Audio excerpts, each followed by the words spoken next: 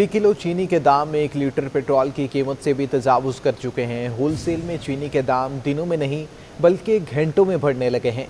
फी kilo चीनी 140 रुपये तक पहुंच गई। चेयरमैन होलसेल ग्रोसरीज एसोसिएशन कहते हैं कि बरवक्त इक़दाम न होने पर चीनी 160 रुपये तक पहुंचने का खदशा है। चीनी की कीमत दिनों में नहीं बल्कि घंटों में बढ़ने लगी। 1 किलो चीनी के दाम 1 लीटर पेट्रोल की कीमत से भी तजावज़ कर गए। होलसेल ग्रोसर एसोसिएशन के चेयरमैन अब्दुल रऊफ इब्राहिम का कहना है कि शुगर मिल सप्लाई को जवाब बनाकर कीमतों में मुसलसल इजाफा कर रही हैं। 20 से 22 रोज में 1 किलो चीनी के दाम में 40 रुपए तक इजाफा बहुत ज्यादा है। जेन्युइन जो डीलर हैं शुगर को, उनको दी जाए, जिसमें मिडिल मैन का किरदार खत्म हो जाए। अब ये जो माहौल बन रहा है, जिस तरीके से बढ़ रही है, सेकंडों में बढ़ रही है, तो ऐसा लग रहा है कि ये 160 के करीब चीनी पहुंचेगी। शहाबुद्दीन होलसेल मार्केट के सदर मोहम्मद असलम का कहना है कि होलसेल में चीनी 16 रुपए तक महंगी हो गई है। 1 किलो चीनी 124 रुपए से बढ़कर 138 से 140 रुपए फी किलो तक पहुंच गई है। कल हो गई थी ये 133 रुपए तक, लेकिन अब जो आवाज़ें आ रही हैं वो आ रही हैं 140 रुपए। इसकी मेन वजह ये है कि मिल मालिकान शुगर वाले जो हैं वो नई साल के लिए क्रशिंग शुरू नहीं कर रहे हैं। अगर वो नए साल के लिए गन्ना की शुगर शुरू कर देंगे तो हम कम हो जाएंगे। चीनी की कीमतों में तेजी से इजाफे पर आवाम भी हुकूमत पर बरस पड़ी। वो परना प्रॉफिट ले रहा है और वो कोई पूछने वाला नहीं है। पाकिस्तान में, पाकिस्तान का अल्लाह ही हाफिज है। बहुत महंगा सब चीज़, चीनी महंगा है, आटा महंगा है, तेल महंगा है। भाई इसमें है कि आम लोग को रिलीफ मिले ना। ये इन्होंने यहाँ पे रिलीफ दे के जो है ना आंखों में धूल झोंकने वाली बात है कि आंखों में एक मट्टी डाल दी कि जी यूटिलिटी स्टोर पर चले जाओ। क्यों? आपने वोट यूटिलिटी स्टोर से लिया था। किस किस चीज़ को फेस करें और ऑफिस से आगे लाइनों पे लगे, इधर लगे, इनका भी ख्याल करें ना। होलसेलर्स का कहना है कि जब तक गन्ने की क्रशिंग शुरू नहीं होगी तब तक चीनी की कीमतों में कमी नहीं आएगी। अमेरिका में खाम तेल के ज़खायर मुसलसल 6 हफ्ते से बढ़ने पर आलमी मार्केट में खाम तेल की कीमतों में 2 रोज़ में 4.5% तक कमी हो गई है। अमेरिकी खाम तेल $80.25 और बेंचमार्क लंदन ब्रेंट $81.68 फी बैरल तक गिर गया। आलमी मार्केट में खाम तेल की कीमतों में नुमाया कमी हो गई। रिपोर्ट के मुताबिक अमेरिका में खाम तेल के ज़खायर 6 हफ्तों में 5वीं मरतबा इजाफा हुआ। एनर्जी इंफॉर्मेशन एडमिनिस्ट्रेशन की हफ्तावार रिपोर्ट में 2 करोड़ बैरल ज़खायर में इजाफा देखा गया। खाम तेल की कीमत 7 साल की बुलंद सतह पर पहुँचने पर रिफाइनरीज की जानिब से खरीदारी कम हो गई। आलमी मार्केट में अमेरिकी खाम तेल 0.82% सस्ता हो गया। अमेरिकी खाम तेल 60 सेंट कमी से $80.25 फी बैरल तक गिर गया। 2 रोज में अमेरिकी खाम तेल 4.70% सस्ता हो चुका है। रिपोर्ट के मुताबिक 2 रोज में अमेरिकी खाम तेल $3.85 सस्ता होकर $80.25 फी बैरल का हो गया। बेंचमार्क लंदन ब्रेंट ऑयल 0.37% सस्ता हो गया। रिपोर्ट के मुताबिक benchmark London Brent oil 35 cent कमी से $81.68 फी बैरल का हो गया। रिपोर्ट के मुताबिक 2 रोज में बेंचमार्क लंदन ब्रेंट ऑयल 3.80% सस्ता हो चुका है। 2 रोज में लंदन ब्रेंट ऑयल $3.25 सस्ता होकर $81.68 फी बैरल का हो गया है। माशी माहिरीन का कहना है कि खाम तेल $80 फी बैरल से नीचे आए और पाकिस्तान में डॉलर मजीद सस्ता होने के बाद ही पेट्रोलियम मसनूआत की कीमतों में कमी हो सकेगी। All Pakistan cements manufacturers association का कहना है कि सीमेंट की पैदावारी लागत में मुसलसल इजाफा और रुपए की कदर में कमी सीमेंट इंडस्ट्री के लिए एक बड़ा खदशा है। अक्टूबर में सीमेंट की मजमूई फ़रोख्त में 9% से ज़ायद कमी हुई। अक्टूबर में सीमेंट की बरामदात में 3.09% कमी के बाद 6,11,000 टन रह गए। तेजी से परवान चढ़ने वाली सीमेंट की सनत भी मुश्किलात में फंस गई। All Pakistan cement manufacturer association ने पैदावारी लागत में मुसलसल इजाफा और रुपए की कदर में कमी सीमेंट इंडस्ट्री के लिए एक बड़ा खदशा करार दे दिया। सीमेंट सेक्टर के मुताबिक अक्टूबर 2021 में सीमेंट की मजमूई फरोख्त 9.07% कमी से 52,14,000 टन रही, जबकि गुज़िश्ता साल अक्टूबर में सीमेंट की फरोख्त 57,35,000 टन थी। जबकि गुज़िश्ता साल अक्टूबर में सीमेंट की फरोख्त 57,35,000 टन थी। अक्टूबर 2021 में सीमेंट की मुकामी फरोख्त 5.29% कमी से 46,03,000 टन रही। इस अरसे में सीमेंट की एक्सपोर्ट 30.09% कमी के साथ 6,11,884 तक महदूद रही। इस अरसे में सीमेंट की एक्सपोर्ट 30.09% कमी के साथ 6,11,884 टन तक महदूद रही। रिपोर्ट के मुताबिक रवा माली साल 4 माह में सीमेंट की मजमूई फरोख्त 6.68% कमी से 1,80,39,000 टन रही, जो गुज़िश्ता बरस से इसी अरसे में 1,93,30,000 टन की बरामदात थी। एक तरफ 4 माह में सीमेंट की मुकामी फरोख्त 1.1% इजाफे से 1,58,82,000 टन रही और रवा माली साल के पहले 4 माह में सीमेंट की एक्सपोर्ट 40.4% कमी से 40.4% घटकर 21,57,000 टन रह गई है, जो गुज़िश्ता माली साल इसी अरसे में सीमेंट की बरामदात 36,17,000 टन थी। All Pakistan cement manufacturer association ने हुकूमत से अपील की है कि वो सीमेंट की एक्सपोर्ट में नुमाया कमी का नोटिस लेते हुए इंडस्ट्री को मदद फराहम करे। दूध की कीमत के तयन का मामला। कमिश्नर कराची से डेयरी फार्मर्स एसोसिएशन के नुमाइंदों की अहम मुलाकात हुई। नायब सदर डेयरी एसोसिएशन मुबश्शिर अब्बासी का कहना था कि कमिश्नर कराची को तहफ़्फ़ुज़ात से आगाह किया। 4 साल से सरकारी सतह पर दूध की कीमत में इजाफा नहीं किया गया। उम्मीद है जल्द मामले को हल कर लिया जाएगा। CAA ने बैरून मुल्क से पाकिस्तान आने वाले मुसाफिरों के लिए नया सफरी हिदायतनामा जारी कर दिया है। CAA के मुताबिक नई सफरी हिदायत पर अमल दरामद शुरू हो गया। तफसीलात जानते हैं अपने नुमाइंदा उस्मान जावेद से। उस्मान, आगाह कीजिएगा क्या हिदायतनामा जारी किया गया? देखिए, सिविल एविएशन अथॉरिटी ने बैरून मुल्क से पाकिस्तान आने वाले मुसाफिरों के लिए नया सफरी हिदायतनामा जारी किया है, जिस पर आज से अमल दरामद शुरू हो गया है। सिविल एविएशन अथॉरिटी के मुताबिक हाई रिस्क ममालिक की नई कैटेगरी तश्कील दी गई है। कोरोना की मुकम्मल वैक्सीनेशन वाले मुसाफिरों को पाकिस्तान सफर की इजाजत होगी। जो नई सफरी हिदायत नामा है उसके मुताबिक पाकिस्तान के लिए सफर करने से 72 घंटे कबल कोरोना टेस्ट लाजमी होगा। बैरून मुल्क से पाकिस्तान आने वाले मुसाफिरों का रैपिड एंटीजन टेस्ट की शर्त बरकरार रखने का फैसला किया गया है, जबकि कैटेगरी C और हाई रिस्क ममालिक में शामिल मुल्कों से पाकिस्तान आने वाले मुस्बत कोरोना वाले मुसाफिरों को महकमा सेहत के सेंटर्स पर 10 रोज क्वारंटाइन करना होगा। क्वारंटाइन के लिए मुसाफिरों का 8 रोज बाद दोबारा टेस्ट होगा। मनफी रिपोर्ट पर घर जाने की इजाजत होगी। इसके साथ साथ कैटेगरी B और हाई रिस्क वाले ममालिक से मुसाफिरों को पाकिस्तान की सफर की इजाजत होगी। हाई रिस्क कैटेगरी ममालिक में रूस, जर्मनी, ईरान, अफगानिस्तान, फिलिपाइन और इथियोपिया शामिल हैं, जबकि कैटेगरी C के ममालिक की फहरिस्त में Thailand, Iraq, Bulgaria, Mexico, Ukraine समेत 10 मुल्कों को शामिल किया गया है। जी ठीक है, बहुत शुक्रिया आपका उस्मान जावेद।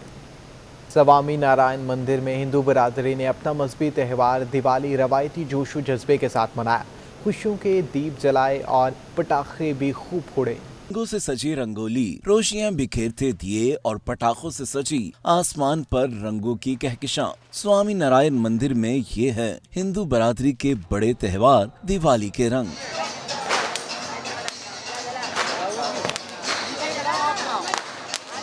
हिंदू बरादरी के मुताबिक उनके भगवान श्री राम 14 साल का वनवास काटने के बाद वापस आए, तो इस खुशी में ये त्यौहार मनाया जाता है। रोशनियों और खुशियों के इस त्यौहार पर न सिर्फ घरों और इमारतों को सजाया जाता है, बल्कि मिठाइयों के तोहफे देने के साथ आतिशबाजी भी की जाती है।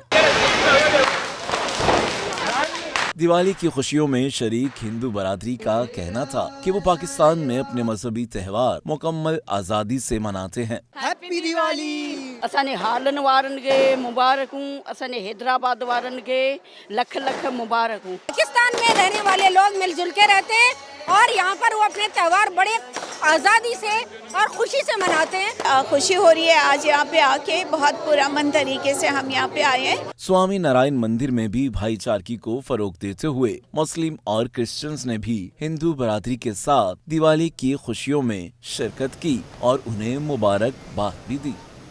कराची में हिंदू बरादरी अपना मजहबी त्यौहार दिवाली रवायती जोश व जज्बे से मना रही है। स्वामी नारायण मंदिर में पूजा पाठ का सिलसिला जारी है। तफसीलात जानते हैं राहिल बेग से।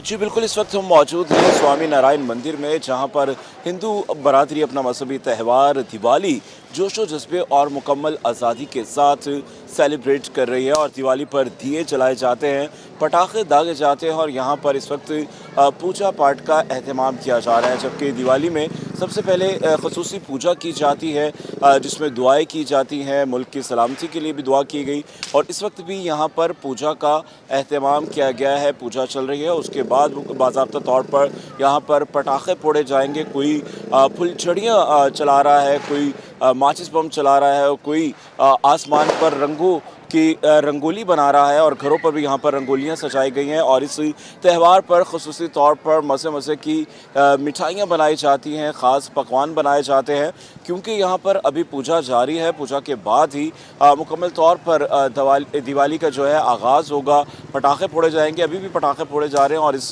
त्यौहार को हिंदू बरादरी बहुत जोश व जज्बे के साथ मनाती है और हिंदू अक़ीदे के मुताबिक ये उनका बड़ा त्यौहार है जिसके लिए पूरा साल इंतज़ार किया जाता है और दिवाली के शुरू होने से पहले ही तैयारियां की जाती हैं, नए कपड़े बनाए जाते हैं, घरों को सजाया जाता है, चरागा किया जाता है, दीप जलाए जाते हैं और हिंदू अक़ीदे के मुताबिक ये जो त्यौहार है, जो ये रोशनियां हैं, ये जहालत के ख़िलाफ़ ऐलान है, अमन की रोशनी है और इस दियों से, रोशनी से ये मैसेज जाता है, अमन का जाता है। और आपका रहेल भाई।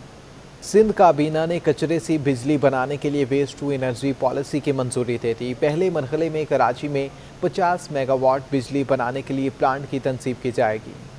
बिजली की कमी पूरी करने के लिए सूबाई हुकूमत का बड़ा इकदाम। सिंध काबीना ने वेस्ट टू एनर्जी पॉलिसी मंजूर कर ली। सिंध काबीना के इजलास के बाद मीडिया ब्रीफिंग में वज़ीर तवानाई इम्तियाज शेख ने बताया कि कराची में रोजाना की बुनियाद पर 10,000 टन कचरा डंप होता है जिसे बिजली, रिफ्यूज ड्राइव फ्यूल, गैसिफिकेशन और तवानाई के दीगर जराए पैदा किए जा सकते हैं। सॉलिड वेस्ट जो है वो मतलब उसका एक इस्तेमाल है जो कि बिजली बनाकर कर सकते हैं और उससे बेसिक जो मकसद है उसका वो यही है कि शहरों की सफाई रहे और वो कचरा जो कि डंप करते हैं जाके लैंडफिल साइट पे वो बिजली बनाने में काम आए।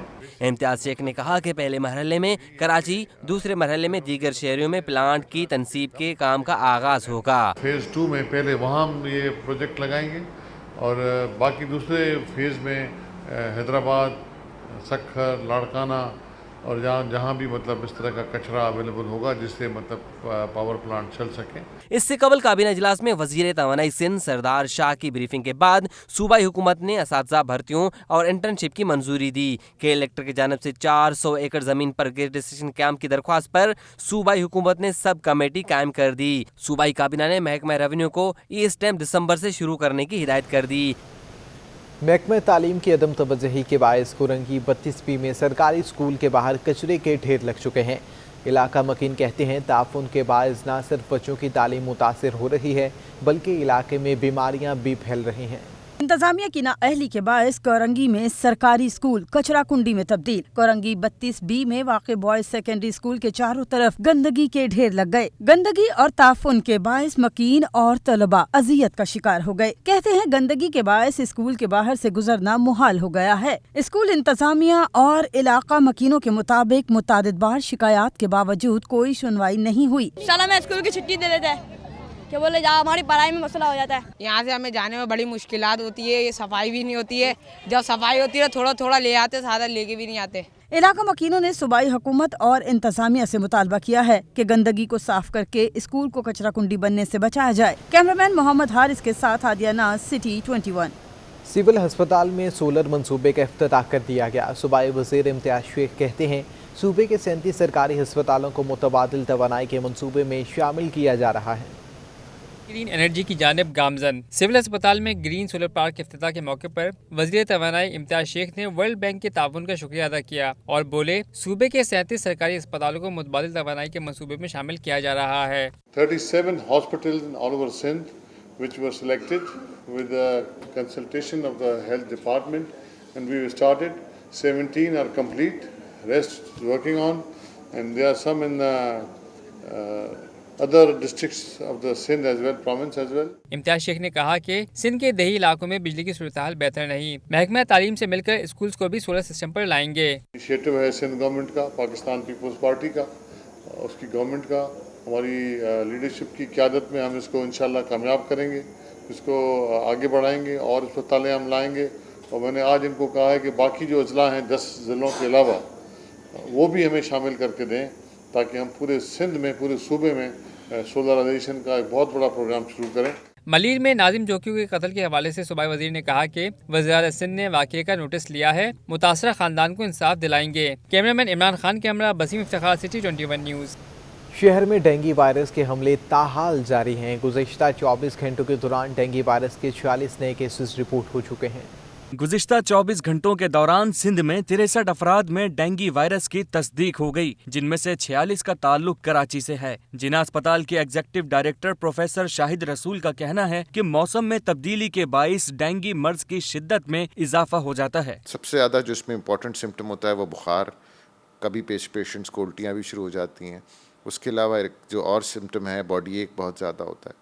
तो किसी को अगर नॉर्मल पैनाडोल से ट्रीटमेंट से आराम नहीं आ रहा तो बेस्ट ये है कि बजाय एंटीबायोटिक्स खाने के, जो आपकी मुदाफ़ियत को और कमज़ोर कर देती हैं, अपने डॉक्टर से मिलकर डेंगू का टेस्ट करा लें। डॉक्टर शाहिद रसूल के मुताबिक डेंगू मर्ज से बचाव के लिए एहतियाती तदाबीर ज़रूरी हैं। पानी के बर्तनों को कवर करके रखें, पानी जमा ना होने दें और फ्लाई प्रूफिंग रखें घरों की। उसके अलावा मस्कीटो रिपेलेंट जो होते हैं सोल्यूशंस वो यूज़ करें, फुल आस्तीन के कपड़े पहने। कोशिश करें कि ये प्रिवेंट हो जाए, स्प्रेड ना करे इस तरह से। लेकिन अगर किसी को हो जाए तो इसका मोर्टेलिटी रेट खुदा न खास्ता और ख़तरनाक बीमारियों से की तरह नहीं है, बल्कि उससे बहुत कम है। मुल्क के दीगर हिस्सों के मुकाबले में शहर कायद में डेंगू के मरीजों की अमवात का तनासुब कम है, लेकिन डॉक्टर्स का कहना है कि एहतियाती तदाबीर इख्तियार ना की तो दिसंबर और जनवरी में इसमें इजाफा हो सकता है। कैमरामैन एहसन अमीन के साथ वाजिद रजा असफहानी, सिटी 21। सूबाई वज़ीर इत्तलात सईद गनी का नाम जोखियों के कत्ल पर इजहार मज़म्मत, मुकम्मल तहकीकात का ऐलान कर दिया। मीडिया से गुफ्तगू में उनका कहना था कि 24 घंटों में 3 बाकी नामजद अफराद को गिरफ्तार कर लिया जाएगा। बहुत ही अफसोसनाक और काबिल मज़म्मत वाक़या है।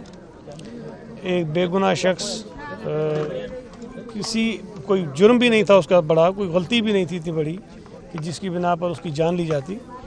एक ज़्यादती हुई है किसी फैमिली के साथ, हम उनके दुख में शामिल हैं। और सुबह से जब से ये सिलसिला है, साजिद जोखियो साहब यहाँ राब्ते में थे, मैं भी राब्ते में उनसे था और मैं दोपहर में भी आना चाह रहा था। मेरी बात हुई थी इनके लवाहिकीन से भी और उस वक्त भी उन्होंने कहा, लेकिन बहरहाल जो सिलसिला चलता रहा और हम उसके बाद की कोशिश करते रहे कि कोई इंतज़ामात ऐसे हों कि लोग गिरफ़्तार हो जाएँ।